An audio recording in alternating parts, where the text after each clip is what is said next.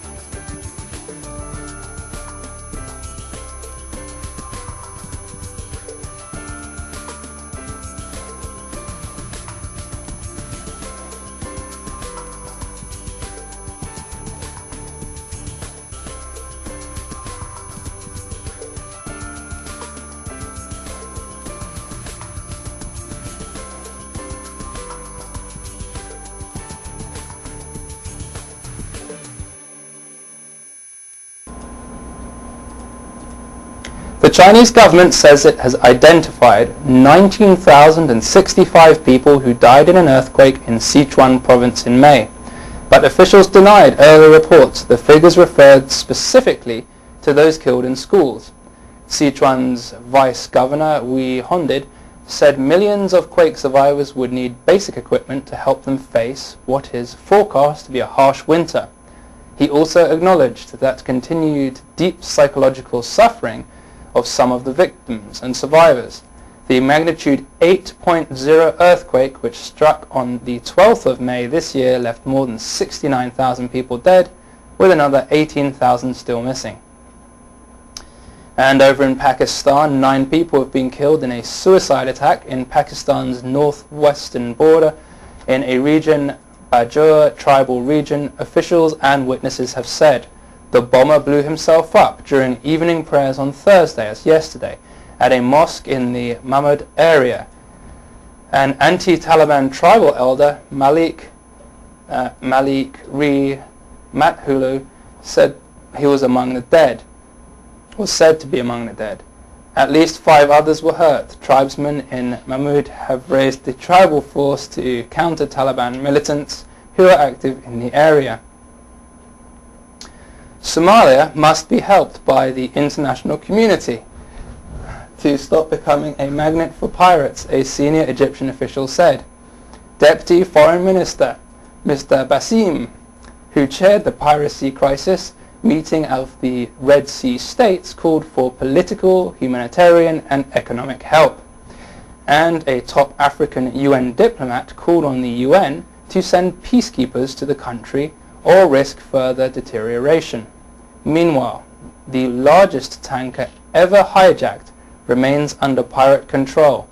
The Sirius Star, carrying more than 2 million barrels of oil worth approximately $100 million, was taken on Saturday and remains anchored off the Somali coast with its 25 crew held hostage. The increase in piracy prompted senior officials from Jordan, Saudi Arabia, Sudan, Yemen and Somalia's government to gather for a private meeting in the Egyptian capital of Cairo.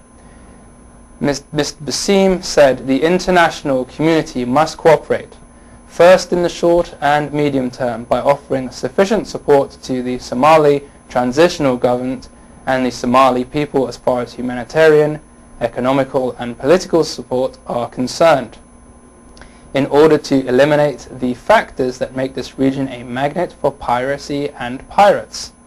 The chairman of the Commission of the African Union, Zhong Ping, also said the country needed outside help. He said the rise in piracy was, and quote, a clear indication of further deterioration of the situation with far-reaching consequences for this country, the region and international community. Although NATO ships patrol the area and help protect merchant ships and food aid cargoes destined for Somalia, Secretary General Jap de Hoop Schiffer said it would go further. Piracy is a very serious challenge and we have to fight it, he said. But I think if you come to the part of these operations, for instance on land, then it is first and foremost up to the United Nations and not organizations like NATO to get deeply involved. And this was a quote from Reuters. Continuing with piracy in the Somali area, the Indian Navy has been given formal approval by the United Nations to go after pirate ships in Somali waters. The United Nations approval authorizes India to go in hot pursuit of pirates, naval sources have said.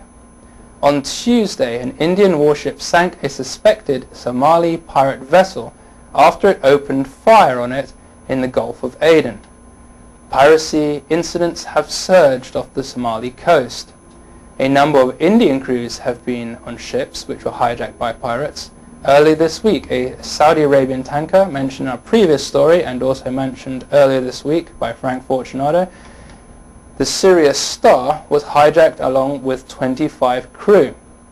And as we've said, that tanker is carrying oil worth somewhere in the region of $100 million, and actually it's anchored off the Somali coast and has been there for a few days.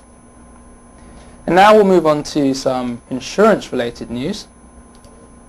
Zurich, the insurance company, has welcomed the decision of Judge Mr. Justice Burton in the employer's liability policy trigger litigation case that found insurers of employees that expose their employees to asbestos dust are liable to pay compensation for subsequent asbestosis-related diseases such as mesothelioma. Zurich challenged several insurers, all of which ceased trading, who argued that compensation should be paid to victims only when the individual became ill, potentially many years after they were exposed to asbestos dust, and by which time no such policy existed in many cases. Ivan Borch, Zurich Casualty Claims Director, said, "If we didn't challenge this issue in court, then the compensation payments for the victims that were negligibly exposed to asbestos would have been either significantly less than they should have been